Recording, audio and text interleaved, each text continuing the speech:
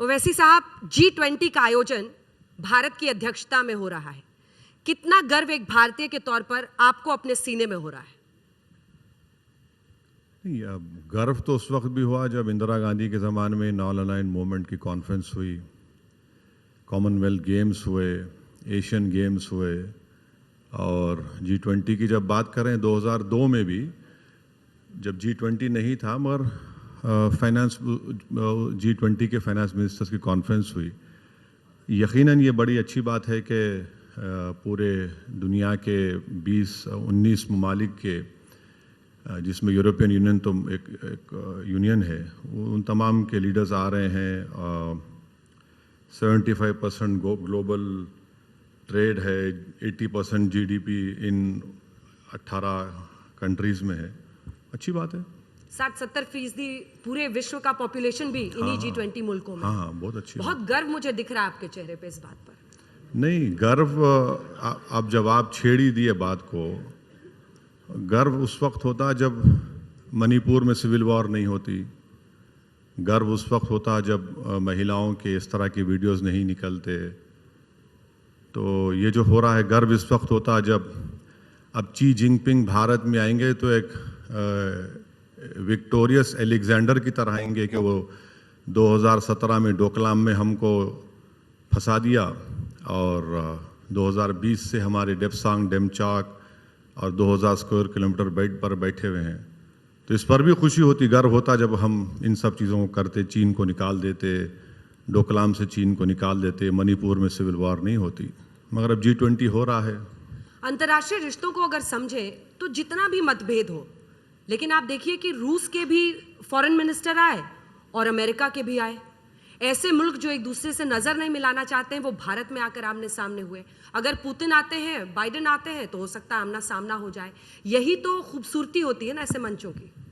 देखिए, हमारी डिप्लोमेसी की बहुत बड़ी नाकामी ये रही कि अगर हम वाकई में विश्व गुरु होते तो हम ईरान और सऊदी अरेबिया के दरमियान में बैठकर बातचीत करवा देते, जो चीन ने करवा दिया, हम नहीं कर पाए। अगर हम वाकई में इतने ताकतवर रहते डिप्लोमेटिक लेवल पर तो यूक्रेन में जंग ख़त्म कर देते। अगर हम वाकई में इतने ताकतवर हैं कि हम रशिया और चीन पर इन्फ्लुएंस कर सक रहे, तो भारत में फॉरेन मिनिस्टर्स की कॉन्फ्रेंस हुई, फाइनेंस मिनिस्टर्स और बैंक गवर्नर्स की कॉन्फ्रेंस हुई, शर्पा की मीटिंग हुई, एक भी जॉइंट स्टेटमेंट नहीं आ सका। और मैं आपको बता रहा हूं कि जब G20 होगा तो मुझे इस बात का डर है और ये लगता है कि जॉइंट स्टेटमेंट नहीं आएगा, जो G20 की तारीख में पहली मर्तबा ऐसा होगा। तो वो जॉइंट स्टेटमेंट रूस यूक्रेन की जंग की वजह से नहीं आएगा कि भारत में हो रहा है इसकी वजह से नहीं आएगा? देखिए, अगर नरेंद्र मोदी जी इस G20 से पहले रूस को जाते, यूक्रेन को जाते, जैसा कि बाली में जब हुआ था, वहाँ के प्रेसिडेंट गए थे और वहाँ एक जॉइंट कम्युनिके निकला। अब यहाँ पर हम तो कुछ कर ही नहीं पा रहे हैं, चाहे हमारे फॉरेन मिनिस्टर्स की कॉन्फ्रेंस हो, फाइनेंस मिनिस्टर G20 की हो, शर्पा कॉन्फ्रेंस हो जो हम्पी में हुई, फिर गांधीनगर में हुई। तो ये तो हम जब मेज़बानी कर रहे हैं, तो अगर हम खुद ही नहीं कर पा रहे हैं तो फिर क्या बता रहे हैं? ये बताता है कि हम लोग इतने इन्फ्लुएंशियल नहीं हैं। आप लाख बोल लीजिए कि हम विश्व गुरु हैं, हम जो बाइडन हमसे मिलता है, पुतिन आ जाएगा, ये फुला आ जाएगा, मगर आपका कॉमन जॉइंट स्टेटमेंट नहीं आएगा, यही हमको लग रहा है। वो तो उनके मतभेदों की वजह से ना, अमेरिका, रूस। तो फिर हम क्या करेंगे? सिर्फ बैठकर टीवी पे देखते रहेंगे, मोदी जी हर एक से गले मिल रहे हैं, हाथ मिला रहे हैं, पप्पी कर रहे हैं, तो वही होगा क्या? नहीं, कुछ तो होना चाहिए ना। जब आप 4,000, 3,500, 4,000 करोड़ आप खर्चा कर रहे हैं तो उसका क्या मिलने वाला है? ठीक है, भारत के प्रायोरिटीज़ हैं, टेक्नोलॉजी ट्रांसफ़र है, डेट के बारे में है, बहुत सी 3-4 अहम चीज़ें हैं, मगर जब जॉइंट स्टेटमेंट ही नहीं आएगा तो फिर क्या होगा? फिर क्या निकलेगा बताइए? इतने बड़े आयोजन के बीच में भी जो आप ये बुराई ढूंढने का हुनर नहीं, रखते हैं, बुराई देखिए, बुराई नहीं है, हम कमजोरी ढूंढने का हुनर रखते हैं और उसको जबान से बोलने की हमें ताकत है, तो हम वो बता रहे हैं। हम आपको भी बोल रहे हैं ना, आप देख लीजिए, आप ठीक है, जब 9-10 सितंबर के बाद हमको बुला लीजिए आप 6 बजे, हम तैयार बैठेंगे आपके सामने, आप हमको गलत साबित कर दीजिए। मेरा सवाल पूरा नहीं हुआ सर, उसको मुकम्मल होने दीजिए। मेरा सवाल ये था कि पीएम आप जैसे लोगों को काला टीका कहते हैं। वो कहते हैं भारत जो आगे बढ़ रहा है ये नजर बट्टू लोग हैं, ये काला टीका है इस देश पर, जो बुराई ढूंढते हैं खुशियों में भी। नहीं सही है ना, तो इसीलिए इन्फ्लेशन 7.9% हो गया हमारी वजह से, हम काला टीका हैं। पूरे विश्व में सबसे ज़्यादा अनएम्प्लॉयमेंट है, हम काला टीका है हमारी वजह से। मणिपुर में महिलाओं का रेप हो रहा है हमारी वजह से। चीन 2000 स्क्वायर किलोमीटर पर घुसकर बैठा है, हम काला टीका है हमारी वजह से। मोदी जी अपोजिशन में हैं और हम लोग प्राइम मिनिस्टर बन गए हैं, तो वही हो गया है, तो हम ही काला टीका है। मोदी जी पे कोई जिम्मेदारी नहीं आती है, कोई जिम्मेदारी नहीं आती। G20 है, अब G20 का एक बेहतरीन शो होगा, 24 घंटे दिखाया जाएगा, मगर जॉइंट स्टेटमेंट आएगा नहीं आएगा ये हमको देखना है। क्या ज़ेलेंस्की आएगा नहीं आएगा, या फिर ज़ेलेंस्की से आप कहेंगे वर्चुअली आप एड्रेस कर दीजिए, ये सब चीज़ें हैं। शी जिनपिंग के आने की अभी तक बात है, हालांकि कंफर्म नहीं है, ना पुतिन को लेकर है व्लादिमीर पुतिन, ना शी जिनपिंग चाइनीज प्रीमियर को लेकर। लेकिन चीन ने हर कदम पर, श्रीनगर में जब बहुत गर्व से भारत G20 का आयोजन कर रहा था, तो तुर्की, चीन, 2-3 मुल्कों ने उसको बॉयकॉट किया। इस पर आपका नजरिया क्या है? श्रीनगर में ये आयोजन हुआ था, सबको आना चाहिए था, नहीं मैं टर्की को भी आना चाहिए था। नहीं, मैं तुर्की और शी जिनपिंग का स्पोक्स पर्सन नहीं हूँ, ये तो शी जिनपिंग ही बोल सकते हैं, मगर मैं शी जिनपिंग को, चाइना को ये बोलना चाहूँगा कि आपको डेमचौक और डेमसॉक को छोड़ना पड़ेगा। हम ये भारत के प्रधानमंत्री से पूछना चाह रहे कि जब हमारी ज़मीन पर कोई कब्जा करके बैठा है, आप कैसे एशियन डेवलपमेंट बैंक से लोन पे लोन ले रहे हैं? 2-2 बैंक्स बनाए गए और चीन बैठा हुआ उन बैंक्स में, हमारे इंपोर्ट्स उनसे बढ़ रहे हैं। तो ये कौन सी हमारी पॉलिसी है, समझ में नहीं आ रहा हमको। अब शी जिनपिंग आएंगे और हमको ये बताने आएंगे, देखो मैंने डोकलाम में तुमको बता दिया, हम वहाँ बैठे हैं, अब हम डेमचौक में बैठे हैं, हमने हॉट स्प्रिंग में, पोंगसोंगसू लेक में हमने बफर जोन बना दिए, तुमने क्या किया देख लो अब। तो ये तो हमारे लिए भी तकलीफ दे बात है। यकीनन ये कॉन्फ्रेंस होगी, मगर ये सच्चाई को तो भी सामने रखना पड़ेगा ना हमको।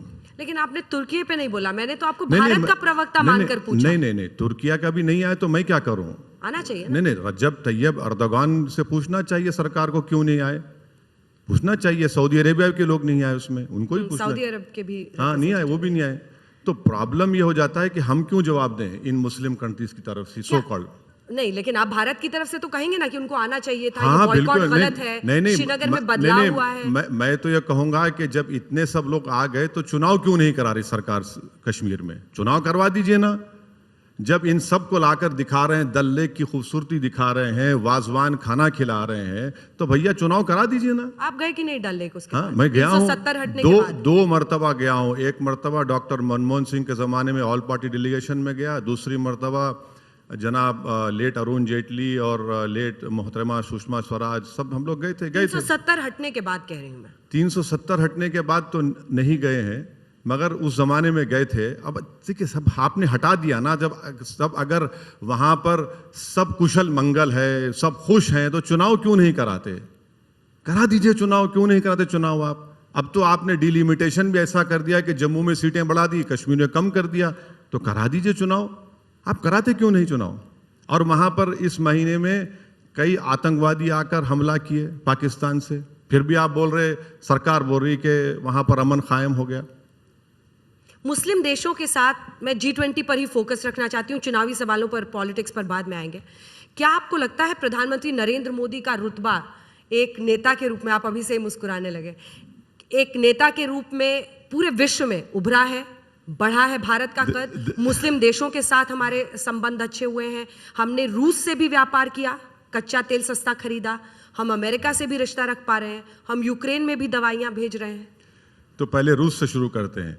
रूस से हमने क्रूड ऑयल खरीदा, और ख़रीदने के बावजूद भी सिर्फ 2 प्राइवेट रिफाइनरीज को फ़ायदा हुआ। आज भी पेट्रोल की कीमत कम नहीं हो रही है, कम नहीं हो रही बिल्कुल। रूस से हमारे ताल्लुकात अच्छे हैं, मगर एयरफोर्स और नेवी को स्पेयर पार्ट्स नहीं मिल रहे हैं। S-400 की डिलीवरी डिले हो चुकी है। अब रहा सवाल कि ये जो सो कॉल्ड मुस्लिम कंट्रीज से मोदी जी के ताल्लुकात अच्छे हैं, अब जब ताल्लुकात अगर आपके अच्छे हैं तो आपने, फिर से कह रहा हूँ, ईरान और सऊदी अरेबिया के दरमियान में आपने जाकर बातचीत क्यों नहीं करवाई? चौथी बात यह कि ख़तर में 1 साल से हमारे रिटायर्ड 8 नेवी के ऑफिसर्स जेल में पड़े हुए हैं, आप कुछ नहीं बोलते। और एक पीछे चले जाइए, नुपुर शर्मा का वो बकवास स्टेटमेंट सबसे पहले रिएक्ट कौन करता है? ख़तर करता है, फिर कुवैत, फिर बहरीन, फिर यूएई, सऊदी अरेबिया करते हैं। अब ये बोलना कि मुस्लिम कंट्रीज सिर्फ सऊदी अरेबिया, ख़तर, यूएई और बहरीन है, नहीं है, बल्कि इसमें कई हैं।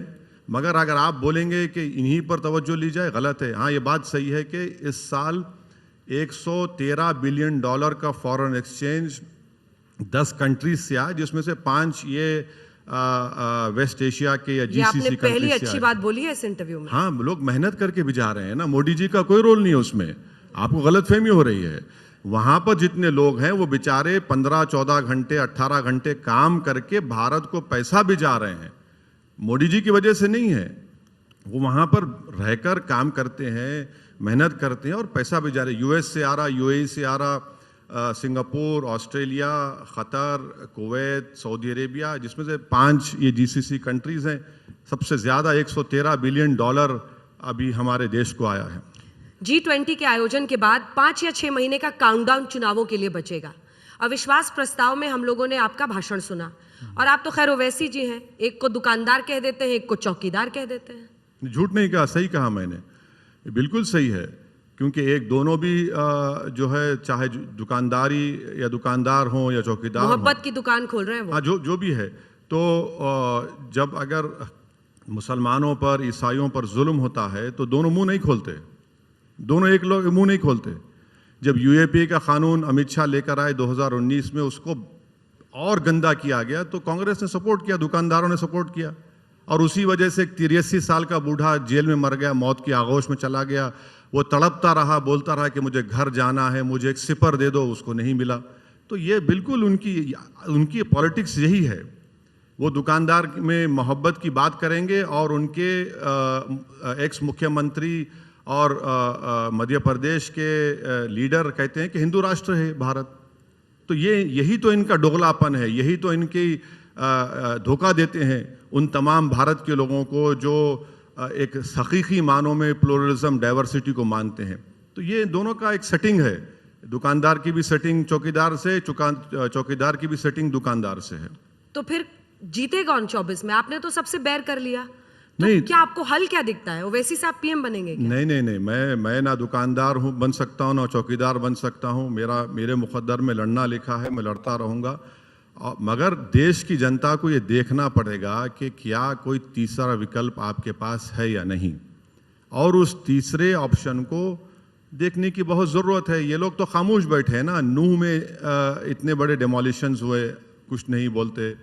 जुनैद नसीर के मरने के ऊपर राजस्थान में कांग्रेस की सरकार है 5 लाख, और कन्हैया लाल की मौत हुई जिसका हम पुरजोर कंडेम किया आपके प्रोग्राम में भी आकर, वहाँ पर 50 लाख और गवर्नमेंट की नौकरी। तो ये जो डबल स्टैंडर्ड्स हैं इन लोगों के, प्रैक्टिकली यही इन लोगों को एक्सपोज करता है। आप सिर्फ मुस्लिमों के हक की लड़ाई लड़ेंगे? नहीं, कहाँ मैं कह रहा हूँ मुसलमान, तो आपने पैसे का मतभेद कर दिया। देखिए मैडम, अगर भारत में जो डेटा है, चाहे वो एनएसएसओ का डेटा हो या फिर लास्ट सेंसस का डेटा हो या फिर सच्चर कमेटी हो, कुंडू कमेटी हो, इन तमाम ये बताते हैं कि दलित, मुसलमान, आदिवासी इस देश में सबसे पीछे हैं, और बाज़ मुकामात पर तो मुसलमान भी दलित से नीचे हैं। जैसा इंटर जनरेशनल ऑपरेबिलिटी जो है, अगर किसी मुसलमान के दादा 100 रुपये कमा रहे थे तो उनका पोता आज 50 रुपये नहीं कमा रहा है। ये मोदी जी का डेटा है, मेरा नहीं है, गवर्नमेंट का डेटा है। और दूसरे तमाम कास्ट हो, रिलीजन हो, वो प्रोग्रेस किए, कि गवर्नमेंट का डेटा है, इसको कोई इनकार ही नहीं कर सकता। इससे 3 दिनों तक अविश्वास प्रस्ताव चला, किसको फायदा हुआ? बहुत लोग मानते हैं कि सरकार को ही उसका फायदा हो गया। नहीं, पीएम ने 2 घंटे 13 मिनट बोला। बहुत मोदी जी ने तो ऐसा दिख रहा था कि हम बैठकर 2.5 घंटे का मुगल आजम देख रहे हैं, बोले जा रहे हैं। उसमें कुछ दमी नहीं था, माने नींद आ रही थी। हम समझे कि कुछ होगा, मैंने वो बोलते अच्छा है बाज़ वक़्त, मगर उस दिन तो ऐसा दिख रहा था कि वो पुराना रिकॉर्ड चल रहा है बेगम अख्तर का, बस वो कुछ नई बात नहीं थी उसमें। अच्छा बोलते हैं मोदी जी। नहीं, कभी कभी बोल देते हैं, मगर उस दिन तो माने सबको नींद आ रही थी। मैं खुद देखा बीजेपी के जितने एमपीज बैठे थे, कोई सो रहा था, कोई मंत्री सो रहे थे। मेरी नहीं बात कर रहा हूँ।